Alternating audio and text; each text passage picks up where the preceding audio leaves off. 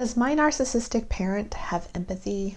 You may have asked yourself this, and if you have been exploring the world of narcissistic abuse and you've been awakening to what your narcissistic parent has done over the years, and you look at it honestly, you will think they have no empathy. They may have low to no empathy.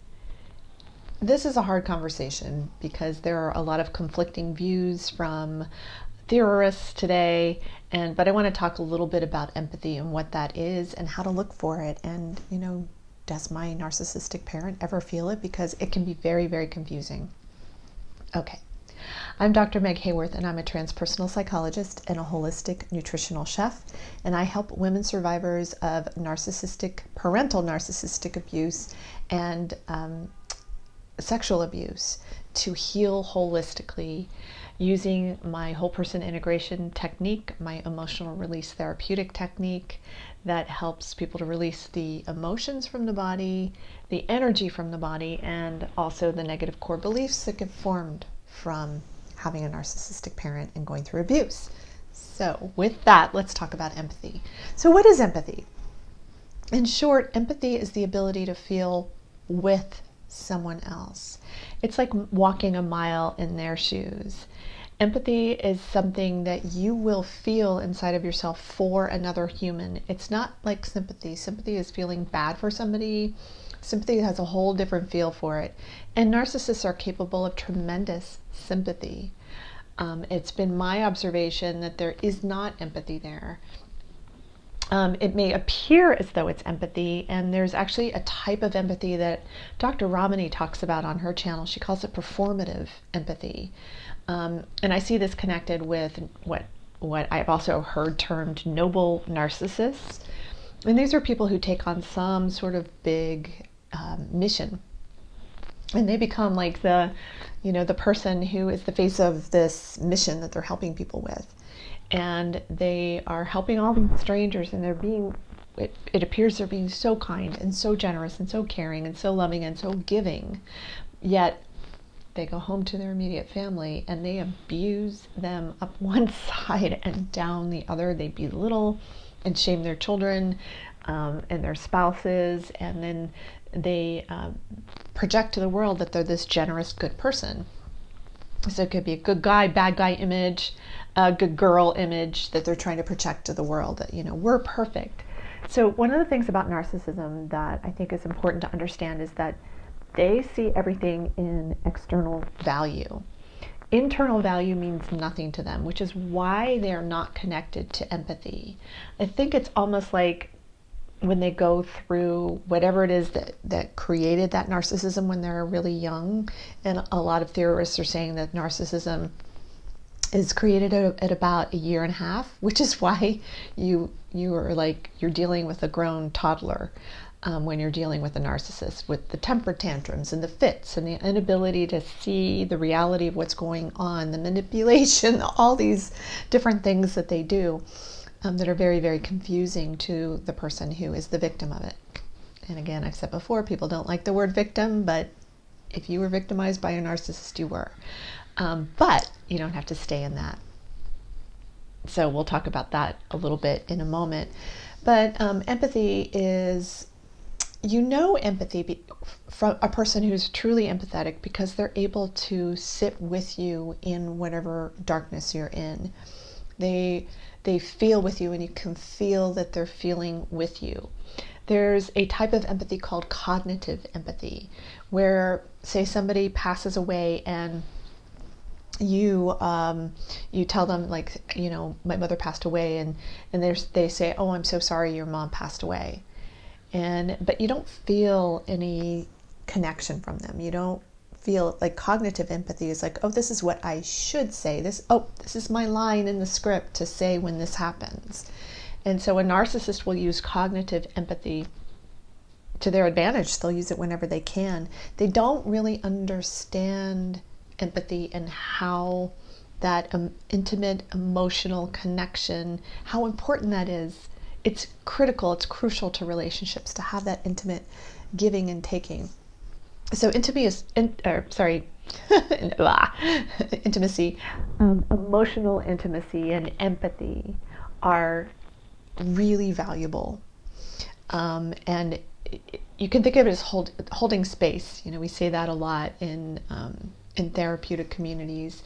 It's we're holding space for another human being, and that really means like you're in it with them.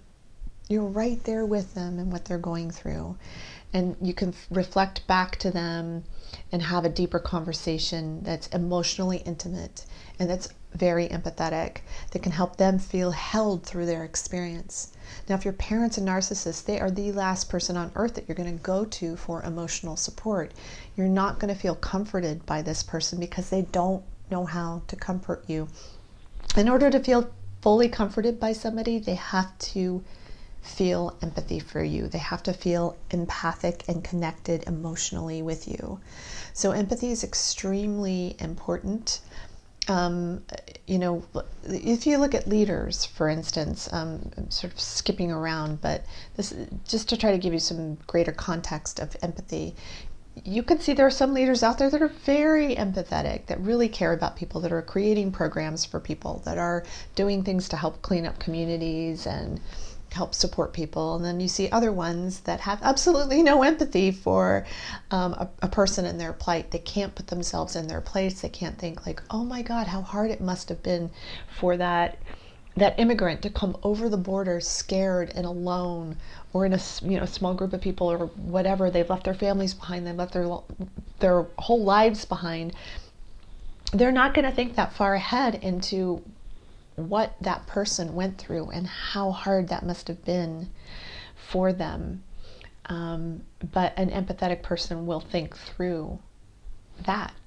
They'll be able to feel, wow, that must feel really hard and really difficult. And of course, empathy is also built through your own personal experience. And if you've already been through something that was really difficult and you're able to help somebody through that same experience, and you're able to do that with empathy, that's wonderful. You're able to hold them through the experience, hold space for them, and be there for them in a really deep, emotionally interconnected way. So this idea of the performative empathy that Dr. Ramani talks about, I personally don't think, I think if they're performing, it's not empathy. But they're performing as though they're empathetic. They're performing as though they're the good guy or the good gal, and they're doing all these wonderful things at their church, and they're helping all these people. And this is one of the things that's so confusing if your parent was a narcissist. Like, they're doing all these nice things for all these people, but they're neglecting you. They're writing checks to, your neighbor or your cousin to look good, but they're not helping you when you really are in need and you really need help. And you've learned that you can't go to them for help, because if you ask them for help, they're going to belittle you, they're going to shame you, they're going to blame you for something going on in your life, that you messed up and you made this happen, and what's wrong with you, just all kinds of blaming and shaming kinds of statements. So you'll learn not to go to them for help. You'll learn not to be able to trust them to be there for you, and that's a really hard thing to manage when it's your own parent.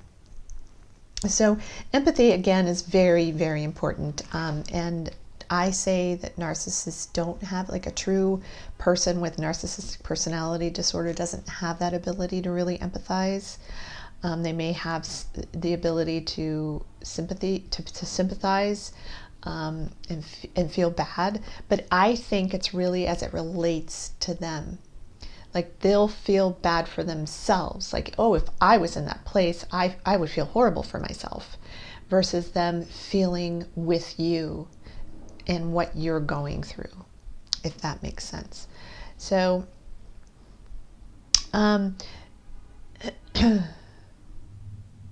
so one of the things too, I want to backtrack here a little bit, because one of the things too that is, if you point out the disparity of how they treat strangers, for instance, or they treat other family members outside of your immediate family, if you point that out to them, there will be hell to pay for you. They will shame you and guilt you and try to make you feel just really awful that you pointed out the truth, because they have this carefully constructed view of reality that they've created so that they can try to feel good They're trying to avoid their own shame, their own guilt, and their own insecurity, because they are all those things in spades. And so what they do is, because they're repressing that emotional experience in themselves, they're projecting it on everyone else around them. And so they will not take responsibility for anything that they have done. And I think that's a part of why there is no empathy here, or what shows or proves there's no empathy here.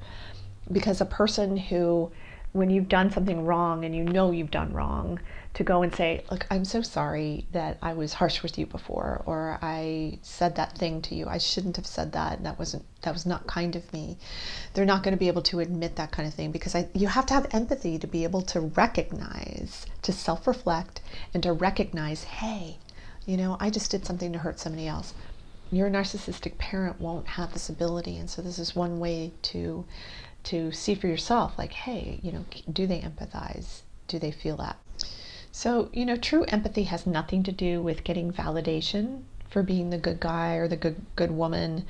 It has nothing to do with that. True empathy is gentle, it's kind, it's loving, it's present. You feel that you have to be able to have a presence with another human being and a presence with yourself in order to have a really deep, empathetic conversation.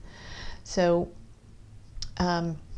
the guilt and shame that a narcissist projects on you can be debilitating. It can wear away your self-esteem, your life purpose. You're so silenced that you can't even get in touch with what is it that you really want to do. You've been told who you should be, how you should think, what you should do, what you should wear. In some cases, you've been told who you should be, so you don't even know who you are. And identifying this is where your power and your strength lies. Answering the big questions like, who am I? Why am I here? What's the purpose of my life? And fulfilling that purpose will give you the fulfillment, the true love and joy that you totally deserve. You totally have earned it. If you've had a narcissistic parent, you have totally earned the right to be yourself. And so that's one of the things I help people with. As a transpersonal psychologist, I focus on what are the best parts of you, what's in the way of that, what are the emotions, thoughts, feelings, and beliefs that you're holding in your system that are holding you back from having the experience of a truly empathic connection with other people in your life, because maybe you cut it off a little bit yourself because that's what you watched, or it's fearful for you, it's scary for you. But if you're able to look inside of yourself and be introspective and see the whole thing that the narcissist in your life is doing, then that's really valuable information. That's good if you're able to see yourself. So just know that you can get help, and I would love to be able to help you. So please book a free consultation with me. The links are down in the comments below and in the description. And if you haven't already done so, please like and subscribe and hit the bell for notifications to receive future videos.